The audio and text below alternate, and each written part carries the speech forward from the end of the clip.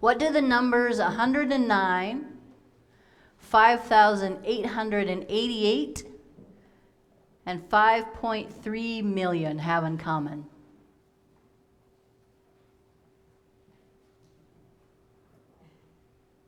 $109. Well, that's one, right? Yeah, it's our birthday. 5,888 and 5.3 million. Here's where I thought all the math people would be and the science folks would.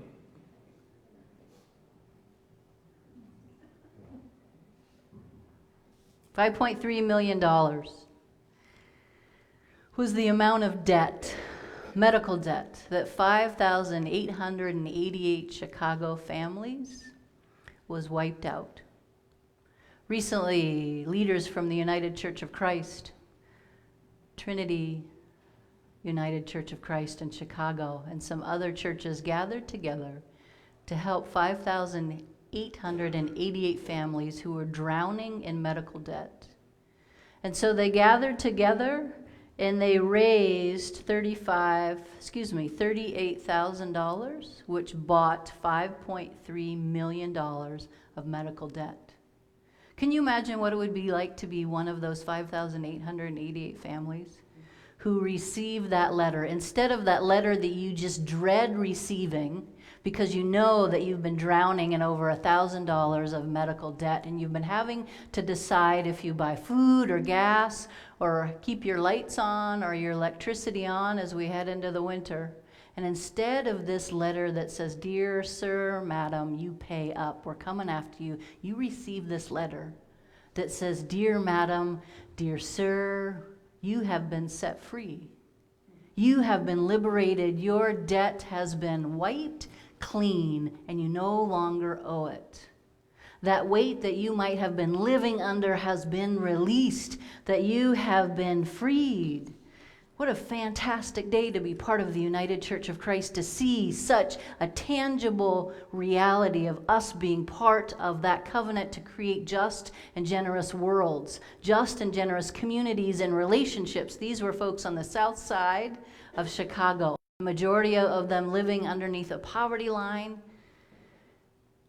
And they get this letter that says, "You have been set free." It's almost like the loaves and the fishes story in the Bible, where folks are gathered and they're hungry, and it starts off with a few loaves and a few fishes, and it just multiplies, because so much in our world it seems as if there's such a little amount of grace, tells us Reverend Matt Fitzgerald. He said, or at least we don't give each other much grace, and his church, St. Paul's in Chicago, participated in this, right? He says, what a joy to open a letter and says, "Your debt has been forgiven," instead of that letter that says, "We're coming after you, pay up."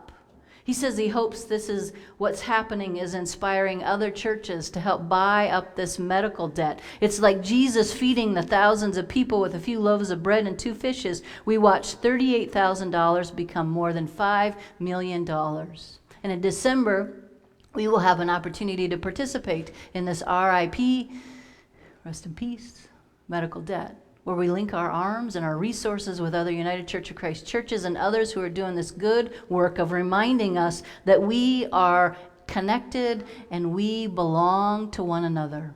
And we here at Lynnhurst Church over 109 years have known this. You all have known this during the summer and the early part of the fall, because here's more numbers, right? 30 backpacks, 42 notebooks, 45 boxes of crayons, 23 packages of colored pencils, 14 packages of pencils, 7 packs of glue, 6 packs of erasers, 9 packages of markers. You all gave generously. And it went to students at Lyndale, Kenny, Jenny Lynn, and Green. Can you imagine the delight of that student who had that shame of not being able to have some new binders or some new pens? Can you imagine that that's the kid who's going to go on to cure cancer?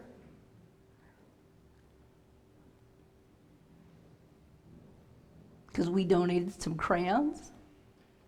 Can you imagine? So here's our vision, y'all. You all know this, right? It's in our bulletin. That we understand that we participate in this web of belonging, and we are connected one to another. We worship, study, and recognize Christ's Spirit in each person. That's a hard one some days, isn't it? We strive to be a spiritually thriving, diverse Christian community. We lovingly act to build community, develop faith, and put our faith into action based on our belief that God is still speaking. So we have this extravagant welcome. We're committed to growing in our spiritual journeys and then going out and being God's hands and feet in this world. Because somewhere along the line, we've realized that we share the same roots. Now, do you all have those? I don't know what to call them, and I almost brought a leaf. So those of you who knows about trees can tell me. I call it a weed tree. Do you all have this in your yard too? No, there's 2 plots of dirt that we have. One's behind our garage in the alley, and another is a part that wild raspberries grow, and that I cut back too far last year, and so they don't grow anymore. But there's also this weed tree that grows. Does anyone know what name's? Dirk, you and I talked about this one time on the way out. What's it called? Yes. What's that? Box elder. It grows wherever it wants to grow. I rip it out and it sprouts up somewhere else, feet away. And so I've been imagining what the dirt looks like and the roots and how they're just Y'all have that too? Am I the only one with the weed tree? You have weed tree too? Yeah? So I chop them down and they keep coming back, right? So instead of just leaving you with this horrific image of us all having weed trees, right? Because we have it, but it reminds me also of those beautiful trees, and I forgot to look it up, so I need a little bit of grace today. Those beautiful, gorgeous trees that share the root system. And I was out on a walk recently, and the trees were blowing down by the co-op. They have the white bark. Birch? Yeah? Have you ever been in a birch tree grove? And you know that underneath all those, y'all still with me? All those roots are still connected one to another. So we could talk about the weed tree, right? But I'd rather talk about the beautiful birch. And yet we have a little bit both sometimes within us too, right? So it's this natural world also teaches us of this great web of belonging that we are connected to. So we've been looking at Grounded, Finding God in the World, A Spiritual Revolution by Diana Butler Bass. And I hope you're following along, and if you're not following along, it'll still make sense today. So the question that we've been asking one another is, where is God? And for the longest time, God was seen as far away, and there was this vertical universe, right? God far away, we're in the middle, and then there's this underworld place, maybe, even though we know that we already have hell on earth, yes, that we make on our own. And yet we've been learning that there's been this revolution and this shift, that God is actually right here with us, that we're talking about this horizontal God. A few weeks ago we talked about if God is with us, then we know that the troposphere starts at our feet. So the atmosphere and the air starts at our feet, and it goes up about 35,000 feet. So we are sitting right now in heaven. So we are interacting with this God who is with us right here. Where is God? God is here, and God is also in our roots. How many of you have done the Ancestry.com? I thought I would have gotten a whole, yeah? So some folks are, right, I found out that Ancestry.com is second only to porn on web searches, right?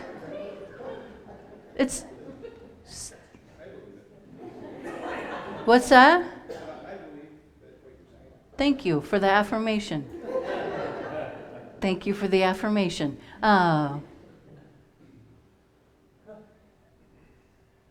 Where do we go after that, right? Ancestry.com, because folks want to know where they come from. They're curious about the story that they're a part of.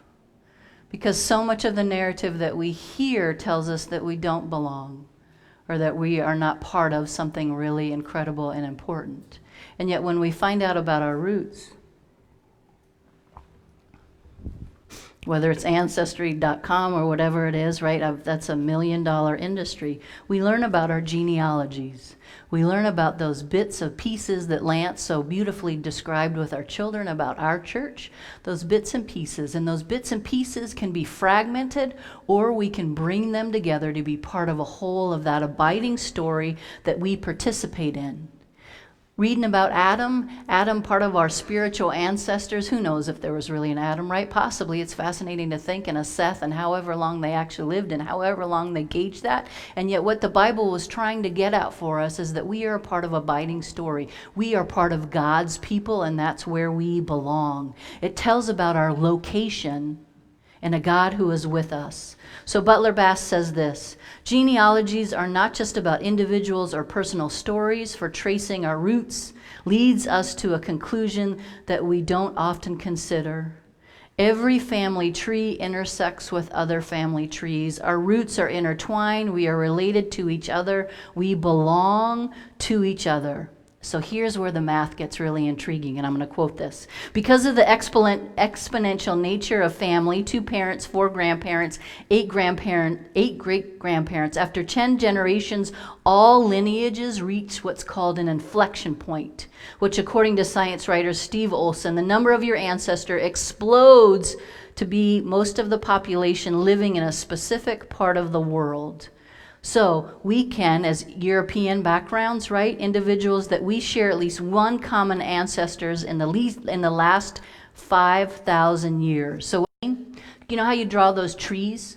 So when you draw a genealogy, you make 2 lines from yourself back to each of your parents, then you draw 2 lines from each of them back to your 4 grandparents, and then your 8 great-grandparents, 16 great-great-great-grandparents, and so on. But not so on for very long. If you go back to the time of Charlemagne, who remembers when he lives?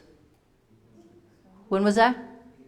Thank you. 40 generations or so, right? You still with me? You should get to the generation of 1 trillion ancestors. Can you even imagine that? 1 trillion ancestors? That's about 2,000 times more people that existed on Earth when Charlemagne was alive. And the only way out of this paradox is to assume that our ancestors are not independent of one another. So when we trace our ancestor back, we loop back onto that common ancestor. So we're not talking about first cousin stuff, more like 20th cousins. And that means of drawing a tree that fans out exponentially, we need to draw a web like tapestry. So we're related one to another. We're related with this web of life, or this web of belonging. And that language, web of life and web of belonging, came about in the 80s and into the 90s, right? When there's been this rapid technological growth, and this web has been connected to ecosystems. It's been connected to technology as well. And so we're learning that this web connects all of our roots. So there's another way to look about how we live in our God. And it requires a different worldview, not a clockwork universe in which individuals function as discrete springs or gears or separate from one another. Rather, we need to look at it as a luminous web in which the whole is more than the parts. In this universe, there's no such thing as an individual apart from his or her relationships. Every interaction brings us together. So what's fundamental in this is the unity of reality. Desmond Tutu, we've talked about him numerous times. He calls it Ubuntu. He says this: the first law of our being is that we are set in a delicate network of interdependence with our fellow beings and with the rest of God's creation. This is the African concept of Ubuntu. I am because you are. You are because I am. We belong to one another. And when we can remember that and realize that that's a truth to live by, it's a powerful deterrent to terrorism, to slavery, to violence. We're not warring tribes. We are all part of the same tribe. Ubuntu. It's the way of expressing that great web of belonging. So God isn't just this far, far away being. God is right here with us, weaving us together. God's not far off, but a weaver of the web. And no part of the web is separate from another. So God is right here entangled with us. But we need to be honest with one another, right? Webs are not always neat. Webs can be sticky. Webs can be, for some, a death trap. When we look back on our ancestral webs, we know that there are things that our family doesn't talk about freely at Thanksgiving or on that Sunday night dinner. We know that there are dysfunctional relationships within our families when we go back and check that ancestry. We know that for many families are a source of delight, and yet we also know that there is pain and fracturedness in many of our families, even currently, especially in this climate in which we live. And so then we dive deeper into our roots and realize that in the midst of pain, there be a whole lot of grace. To keep coming back to that reality that deep in our bones, coursing through our very blood and our heartbeat and our breath, that we started realization to the day that we started today is the realization that we belong to one another. That you are because I am. I know that I'm in Minnesotan Paul Wellstone country. We all do better when we all do better. We know that when we look around and we see that we're continuing to give snowsuits and pants to the children at the Green School who come from climates that it's rather a shock when you move here. And that first winter comes. And it's so cold. Todd Ogawa gave me one of the best pieces of advice when we moved here. He said, Pastor Cynthia, you know when you go and you take your garbage out and you go to the alley and there's snow on the ground, you need to remember to take your keys to the house with you. Because if you get locked out and it's this cold, I said, thank you for letting me know that. I understand that very deeply. We at Lynnhurst, and I'll wrap this up, y'all, know about this web of belonging. Our ancestors lived it and set a firm foundation for us 109 years ago, where we knew that we would be part of this grace-giving web of belonging. So we move and live and have our being in this great web of belonging, and yet we need to realize that the connective tissue that holds us together is grace. It's grace that holds us together when we realize that we belong one to another. And belonging is that practice where we turn towards each other, remember that our lives are joined together.